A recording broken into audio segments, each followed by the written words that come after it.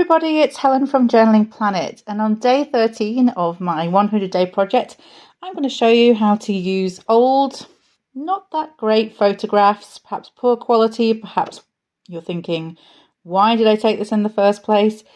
How to turn these into abstract stencils. You can obviously buy your own stencils, but if you make your own, then you're creating something unique. So not spending money when you don't need to, using up something in your stash that could be upcycled. Well, not so much in your stash, but sitting in a drawer somewhere. Maybe you have some photographs that didn't turn out that great. Maybe you've already got 3 pictures of this beach. Maybe you've already got 5 pictures of this beach. Maybe you moved to London after this was taken and took much better quality pictures on a digital camera. Whatever the reason for you not being thrilled about your photographs, they can be upcycled and used in this way. Let me show you 2 approaches that I've used. The first one is fairly straightforward. I would cut the photograph in half probably simply because I'm going to be using a cutter. And a cutter can only reach so far on the page. So if I kept the photograph in its entirety, I wouldn't be able to reach the middle portion.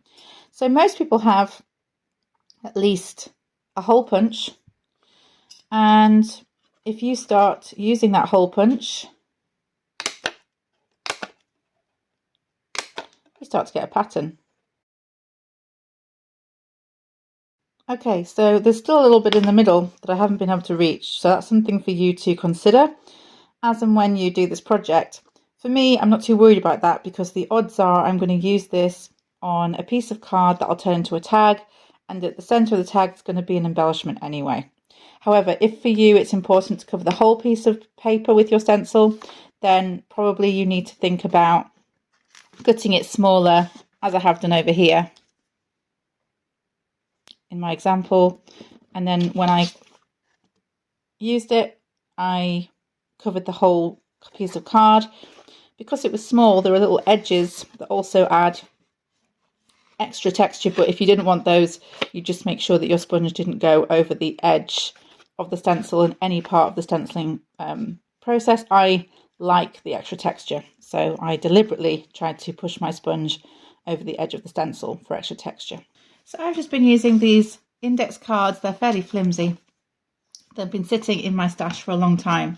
I've been using them to test out my stencils and just get a sense of how they look. I'll just show you in a different colour how this one looks. So to show that a little bit of space in the middle of the stencil is no big deal, I did go over the middle of the piece of paper with the stencil, but you could just as easily leave that blank if you're placing an embellishment on there.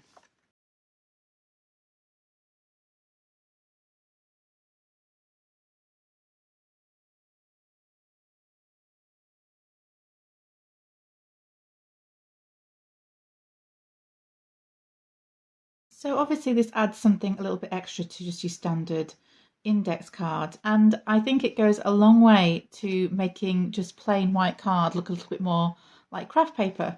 This is just one layer of stenciling that I've done. Imagine if you created numerous stencils and layered them up in different colours. You'd be looking at a pretty interesting piece of paper by the end of it. You can make stencils out of border cutters, star cutters, or any other shape you have a cutter in. If you see any cutters in thrift stores, you now know that it's not just about cutting holes in the paper. You can create stencils from them, so they're quite a sound investment. Approach 2 is to use an X-Acto knife. You could either draw some shape onto the back of the photograph, or you could just go freehand and see what comes out and just do random shapes. Let me try both and see what happens.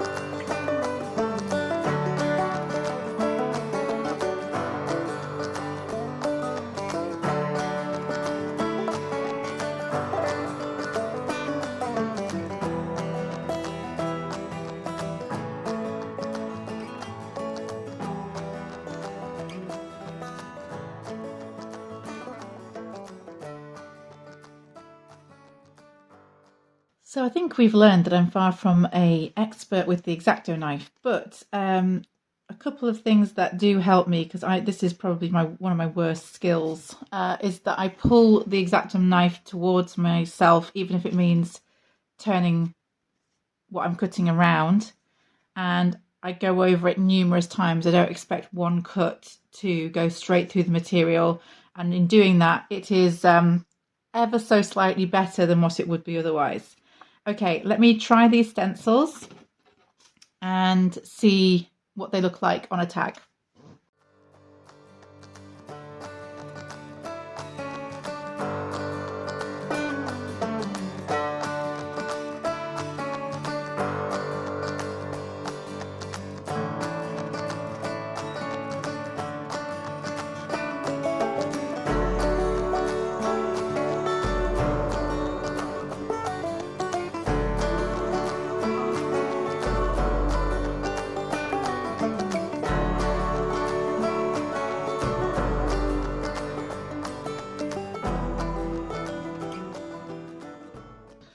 I love how this one's turned out. It almost looks like a child has drawn down it.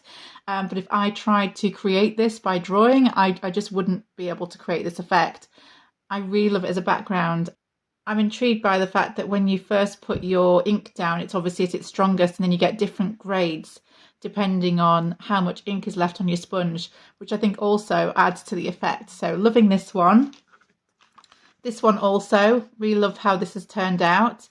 Just excellent backgrounds, really easily made. And I've upcycled something that would otherwise just have been sitting in a drawer for the rest of time or just been thrown out. Ultimately, when I went through that box of photographs, I would have just been like, I just don't want to keep any of these. So I can't really believe how many fantastic backgrounds I've made from this project. Let me know if you've done anything similar. Let me know how you make stencils if you make them. And for anyone wondering, yes, of course, you could make these out of card. It's just the photograph material is so much stronger and more durable that really you'll be able to use it forever, whereas card will over time grow weaker. So that's my rationale behind using the photograph paper.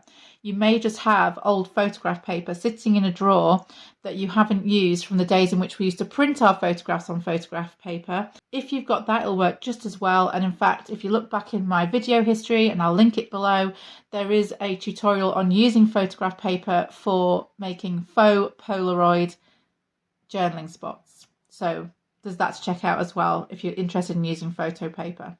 All right, all that remains is for me to say I hope this has been inspiring. Thank you for watching, and I'll see you next time.